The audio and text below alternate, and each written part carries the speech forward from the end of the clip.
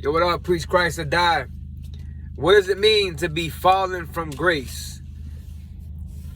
Does that mean you have lost your salvation if you fall from grace? It sure sounds like it. You know what I'm saying? That sounds like that's a hard term. That's a hard saying.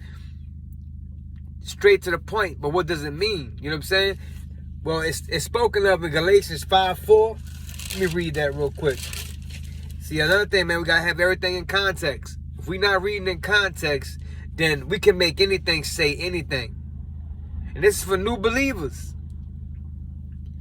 If you're reading the Bible or if someone's reading to you, they not preaching in context, ask them about it or check it out yourself. Don't just believe anything because context changes everything.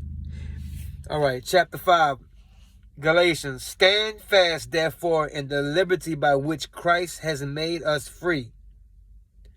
And do not be entangled again with the yoke of bondage. What does he mean by that? Stand fast in the liberty by which Christ has made us free. When Christ died on the cross, we have been freed from the law.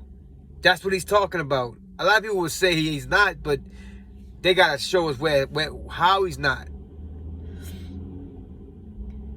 And do not be entangled again with the yoke of bondage. Indeed, I, Paul, say to you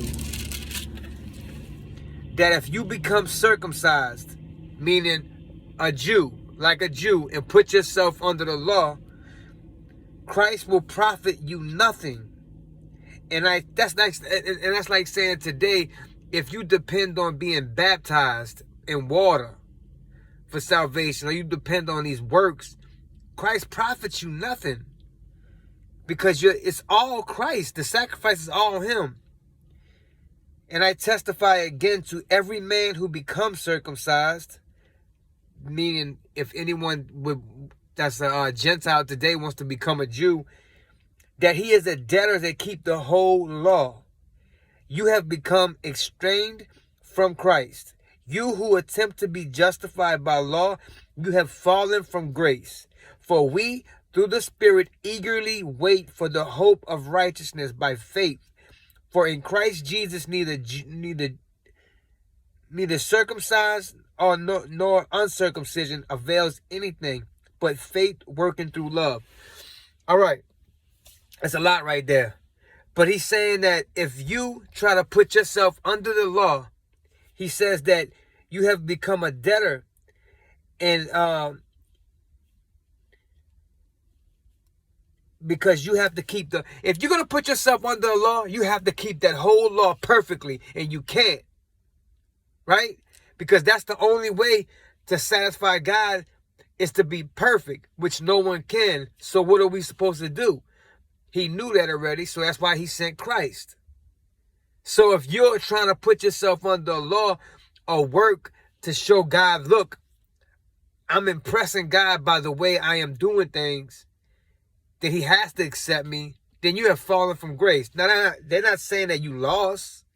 They're just saying that you're putting grace off and you're taking on Christ. Now, if that's your identity, if that's how you looking at your relationship to God is through your works, then you are lost. I don't care how much you go to church. I don't care how much you say you read the Bible or whatever. If you're dependent on, like say the Catholic Church, if you're dependent on going to the priest and saying these prayers that they give you and doing all these rituals and all these works, that profits you nothing. The only thing that profits us today is to abide in Christ, trusting in the work that he did on the cross. And that believing that when he rose from the grave, that same spirit that rose him is inside of us. You ran well. Who hindered you from obeying the truth? He's telling the people in Galatians this persuasion does not come from him who calls you. A little leaven leavens the whole lump. I have confidence in you in the Lord, that you will have no other mind, but he who troubles you shall bear his judgment, whoever he is. Paul's saying, what's happened to y'all?